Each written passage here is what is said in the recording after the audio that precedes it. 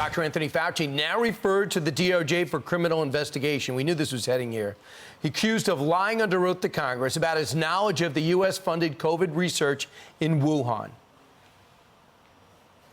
Knowing that it is a crime to lie to Congress, do you wish to retract your statement of May 11th where you claimed that the NIH never funded gain-of-function research in Wuhan?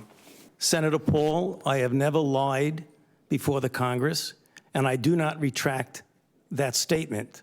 You do not know what you are talking about. Really? Senator Rand Paul filed the criminal referral and joins us now. Senator, you've been all over this. You've been aggressive. You've been determined. It seems we're at the threshold to the point where you called Matt Graves and said, I need you to look at this. What turned the tables for you? What evidence do you have? Well, you know, I don't think there's ever been a clear case of perjury in the history of government testimony. And I don't say that lightly. He said adamantly that the government never funded this gain-of-function research.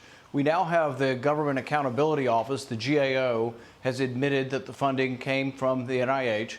We have the acting director, Tabak, of the NIH, admitting it in writing that it came from the NIH. But now we have really the smoking gun, and that is Fauci in private saying the opposite of what he was saying in public.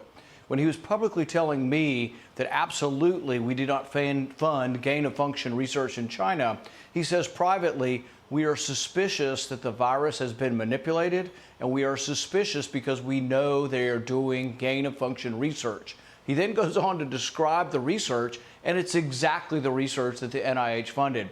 So he's caught dead to rights here, but we have an incredibly partisan Attorney General Garland who's refusing to act. So I've taken the extraordinary step of actually going to the local U.S. attorney in D.C. to see if he will act. Now, the problem is there are partisans littered throughout the legal system, and people are seeing this. You don't get prosecuted if you're a Democrat under this administration, no matter what you do. And one of the lines in the internal communication that were recovered was, Tony doesn't want his fingerprints on any origin stories. Why would that be? Well, because ultimately culpability attaches. Think about it.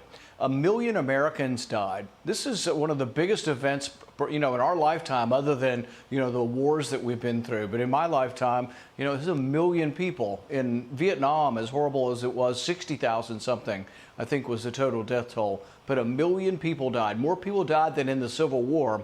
And if it came from a lab that we funded, wouldn't we want to know? And if someone made the decision, and here's what in all likelihood happened. There was a safety committee that was supposed to review dangerous research and decide whether or not we should fund it. Fauci went around the committee. He won't admit it, but I think ultimately there's going to be written proof, and I think the House is going to get this if we continue to look into their records, because the government is holding these records tightly, but evidence that Anthony Fauci took this dangerous research and said, no, if they get an exemption, they don't have to be reviewed by the committee to see if it's dangerous. And so they were mixing viruses together to see if they were more transmissible in humans or more dangerous in humans. It turns out they found that they could create viruses that were more dangerous. Yeah, some platypus and bat in a cave? Or was he really as concerned as us and had many doubts about that story as we did? One of the quotes from the internal communication was, there were mutations in the virus that would be most unusual to have evolved naturally in the bats, and there was a suspicion that this mutation was intentionally inserted. That doesn't sound like a guy who's trying to tell you it didn't come from a lab leak, right? And exactly a month later, in a paper that was being written at exactly the same time, in public they say absolutely that this virus was not a construct of a laboratory. So in private, they're saying it has all the hallmarks of being created in a lab. In public, they're saying it absolutely didn't. And then they were attacking people like myself and others, other scientists as well. They were attacking us and saying we were conspiracy theorists, while in private they're saying this is no conspiracy theory. This is a real thing, and it's the most likely thing that happened. So this is a real definition of a conspiracy, of a cover-up. And we're going to get to the bottom of this because we need to try to make sure this doesn't happen again. And they're still funding this type of research.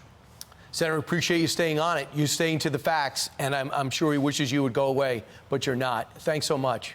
I'm Steve Doocy. I'm Brian Kilmeade. And I'm Ainsley Earhart. And click here to subscribe to the Fox News YouTube page to catch our hottest interviews and most compelling analysis.